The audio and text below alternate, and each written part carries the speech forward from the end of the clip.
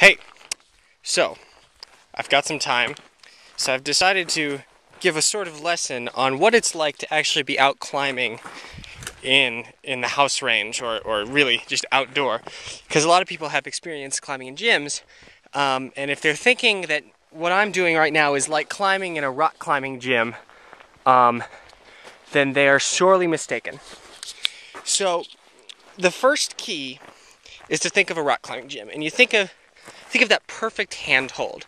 You reach up and you stick your hand in, and there's a nice pocket, and you pull up on it. Well, out here we call those jugs.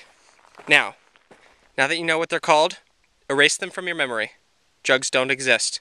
There are no jugs on rocks like this.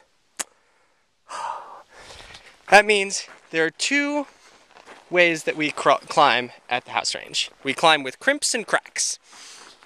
Now, crimp climbing is friction climbing, and I hate friction climbing. Now, on friction climbing, you climb up something like this steepness, and there are no handholds and no footholds. The only thing you have to keep you on the rock are your shoes, which, thank God, have extra friction, and your fingertips, which unfortunately have very little skin. So, you come up and you look for a crimp. Here's a crimp. You see how my fingers are bent instead of flat? That means there's a crimp. Now, you're supposed to pull yourself up.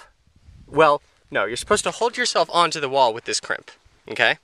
And you're supposed to push yourself up with a crimp more like this one, which I can fit my whole thumb on. That's a luxury, a whole thumb. Now, then you have to keep yourself as close as you can to the wall, or else you're going to fall off. The key to friction climbing is balance, patience, and not being afraid of falling. I lack all three. So one problem you find with crimps is crimp like this one. This crimp looks good. I can reach my finger around it, I can put weight on it, except it does this. It falls off. That's right. This rock sucks.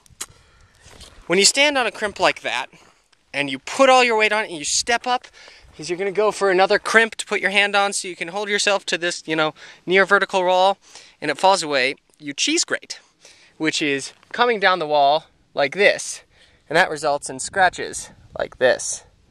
Yeah, I'm covered in those. So, that's what friction climbing is like. Keep in mind, no jugs, ever. Later to come, a lesson on crack climbing.